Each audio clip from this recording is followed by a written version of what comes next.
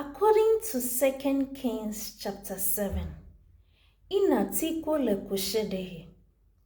Your season of drought has come to an end in the name of Jesus. Blessings are beginning to locate you miraculously in the name of Jesus. Strategic business doors are opening for you in Jesus' name. Divine connection to your next level is your portion in the name of Jesus. The Lord is filling your barns with plenty in Jesus' name. Inogrando Shede.